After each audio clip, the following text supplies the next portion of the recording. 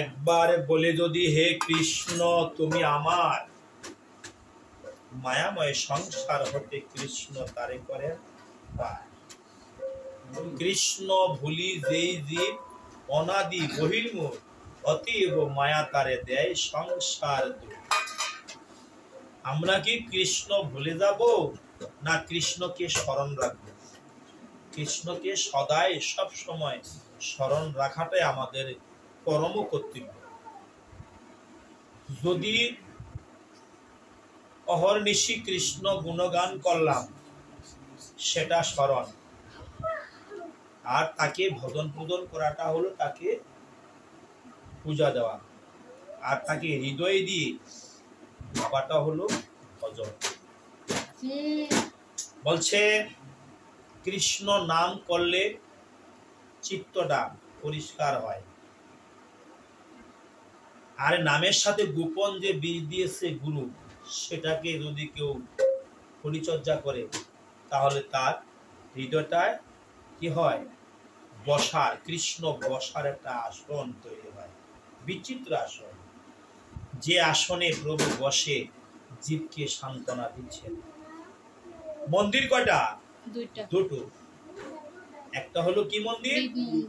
হৃদ মন্দির। আর একটা হলো আমরা যে দেশ বিদেশে ঘুরে মন্দিরগুলো দর্শন করি। সিংহাসন কয়টা? দুইটা। একটা কাঠের সিংহাসন, একটা হৃদ সিংহাসন। সারা জনম ওই কাঠের সিংহাসনে পূজা দিয়ে যাচ্ছি, প্রাণ বল্লভ একদিনও তোমার দর্শন পাইনি। এভাবে যদি কোনো ভক্ত বসে প্রভুর কাছে দুটা নয়ন বন্ধ করে হৃদয়ে নাসিকার আগায় অর্ঘ্যভাগে তাকান, তখনই দেখবেন প্রাণ বল্লভকে তিনি এসে দেখা দিবেন। ভক্তের ডাকে ভগবান কখনো দূরে থাকতে পারে না, তাকে ডাকতে জানি না, তাই সে ডাক শুনে। কে বলেছে ভগবান দূরে?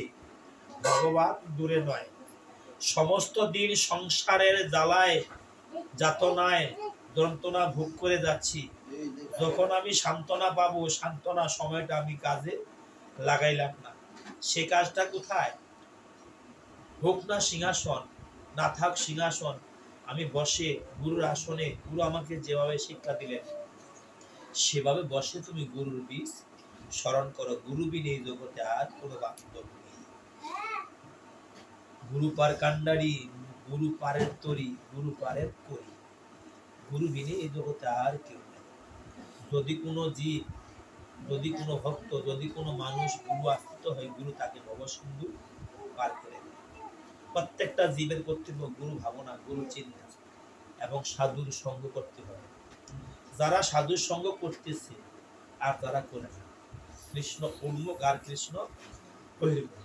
শাস্ত্র ঘরে বসে যদি মুখস্থ হয়ে যায়, তবু যে জিনিসটা সাধুর সঙ্গে পাওয়া যায় সেটা শাস্ত্রে পাওয়া যায়? পাওয়া যায়। কেন পাওয়া যায় না? হ্যাঁ, শাস্ত্রের টিকা টিপ্পণ আছে, ইঙ্কিত আছে, আর সাধু সঙ্গে গেলে সাধুগুরু বৈষ্ণবরা সেটা ভেঙ্গে ভেঙ্গে পরিপূর্ণভাবে বুঝাই দিচ্ছে। কি বুঝাই দিচ্ছে? যে বুঝাই দিচ্ছে এটা একটা পৃথিবী, আমার দেহটা একটা পৃথিবী। তাহলে পৃথিবীতে গেলাম যা কিছু আছে, টাকা হইলে পয়সা হইলে ঘুরে দেখা যায়। আর এই দেহ পৃথিবী গীতার অষ্টম অধ্যায় লেখছে ক্ষেত্রজ্ঞ। ক্ষেত্রজ্ঞ যুগে যখন লেখছে, তাহলে ক্ষেত্র হলো দেহ, অজ্ঞ হইল যিনি ক্ষেত্র সম্বন্ধে জানেন, তিনি অজ্ঞ। মানুষ সবাই, আমরা সকলেই মানুষ। যদিও আমরা সকলে মানুষ হই, এই মানুষের মধ্যে তো ব্যতিক্রম আছে। জ্ঞানী, অজ্ঞানী, অন্ধ, কানা, বাবা, ধান্দা, কুইরে। তাহলে আমি অজ্ঞানী। যার জ্ঞান আছে তিনি একজন অজ্ঞানীকে জ্ঞান দান করেন, আর সদাই সব সময় তিনি জ্ঞান নিয়ে চিন্তা করেন। তাই বলছে সাধনের ধন চিন্তামণি, সাধনের ধন চিন্তামণি, তার অসাধনে পাওয়া যায় না। বলছে যদি আমি আমার এই গুরু বস্তু নিয়ে না ভাবি, চিন্তা না করি, তাহলে গুরু আমাকে সাক্ষাৎ দর্শন দিবেন না, কৃপাও তিনি করতে পারেন না, কারণ আমি তো তার কাছে চাই না।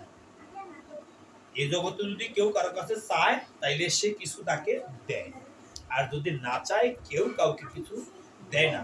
ঠিক তদ্রুপ মা গোবিন্দের কাছে যদি কোনো ভক্ত কিছু দুহাত তুলে চায়, তিনি তাকে প্রাণ ভরে দান করে। চাইতেই জানে, চাইতেই জানে। ভাবের করে ডুব দাও। কোন ভাবের করে?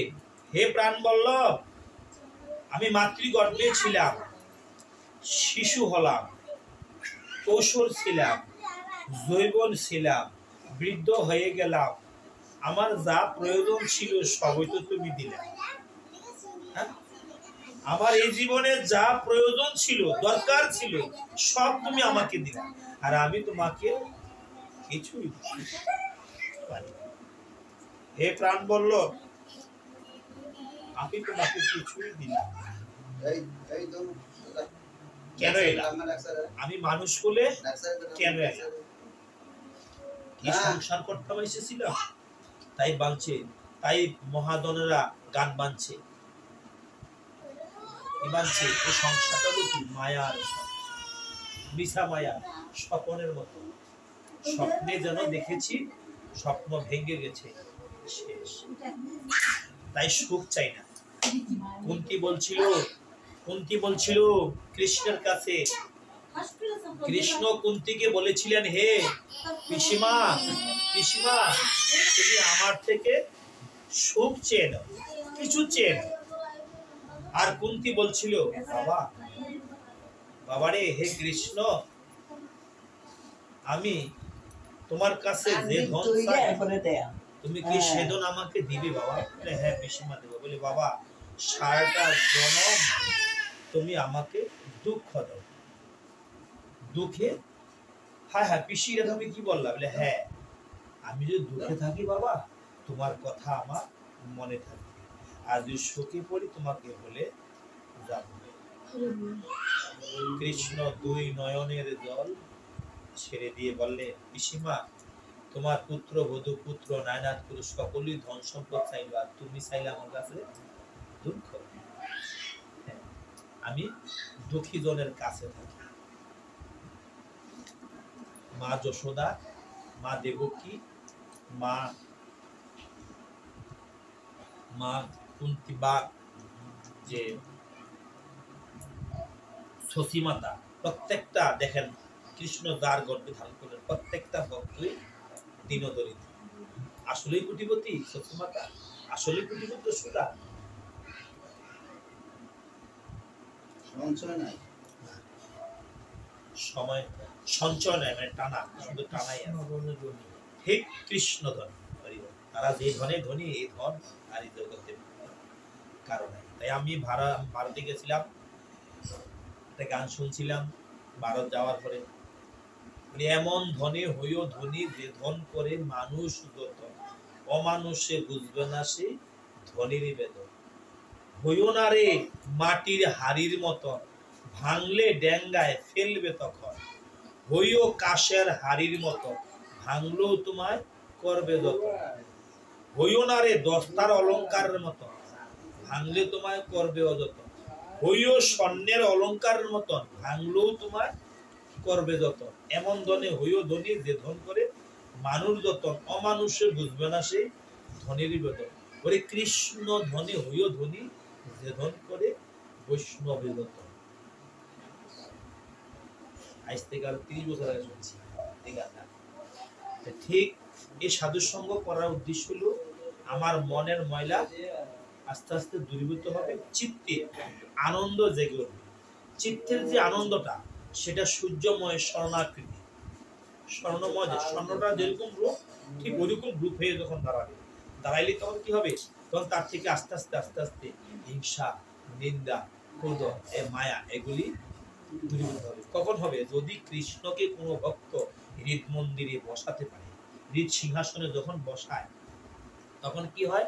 তখনই এই জীবেরই মঙ্গল চায় কৃষ্ণ, অমঙ্গল তিনি কখনো চান না। আমি বলছি না, কৃষ্ণ মন্ত্রে আমরা যারা দীক্ষিত, ঘুম থেকে ওঠার সময় আমাদের কর্ম আরম্ভ হয়। তাহলে কি হয়? আগে গুরু কর্ম, তারপর হইলো অকর্ম, আর হইলো বিকর্ম।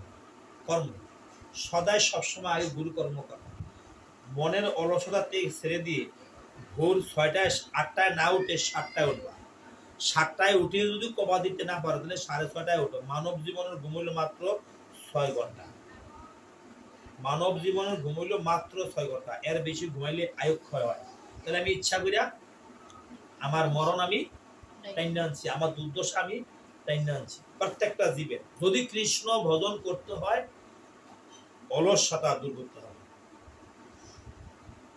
অলসতা এই চৈতন্য চৈতামৃত বলছে অলস ব্যক্তির দ্বারায় ধর্ম করা হয় না। এটা আমার কথা চৈতন্য। আর গীতায় বেলে গেছে নিয়মিত আহার, নিয়মিত কর্ম, নিয়মিত চেষ্টা, নিয়মিত ঘুম, নিয়মিত খাওয়া। তাকে বলে কি যোগ সাধনা। তো যোগ সাধনা করতে গেলে নিয়মগুলি ধরে রাখতে হবে। এখন যদি মনে করো সপ্তাহে একটা সাধুর সঙ্গে আমরা করি, তুমি যদি মনে করো যে আমি সপ্তাহে দেখলাম না আর খান যাবো, তোমাকে ওই দিকে নিবি, তুমি এদিকে আসতে পারবে। আর যদি মনে করো যে বিয়া খাওয়া আমার বড় জিনিস না, আমি দুটা কৃষ্ণ কথা শুনবো, সাধু দর্শন করবো, সেটা আমার মেন কর্ম। তাই তোমাকে প্রভু এখানে রাখবে, পরীক্ষা করবে, অনেক পরীক্ষা করবে। সাধুর বাজারে আসো মা, অনেক পরীক্ষা, বিপদগ্রস্ত হবা। বিপদ থেকে কে কাটাবে? যদি তার আশ্রিত হও, যদি তাকে নিয়ে ভাবতে বিপদ থেকে রক্ষা করে। কারণ তার কাছে কেউ মারতে পারে এই পৃথিবীতে জন্ম, তার সামনে কেউ কারো ক্ষতি করতে পারে তার আশ্রিত হইলে এই জগতে জন্মে। যদি গুরুর আশ্রিত কেউ হয়, গুরুকে নিয়ে ভাবে গুরু তাকে রক্ষা করবেই করবে। আমি তাকে ডাকতে পারি না, আমি তার রেজাল্ট বুঝি না, কিন্তু তার রেজাল্ট প্রত্যক্ষ প্রমাণ। গুরুদার হয় গো সহায়, মরণের কি ভয়।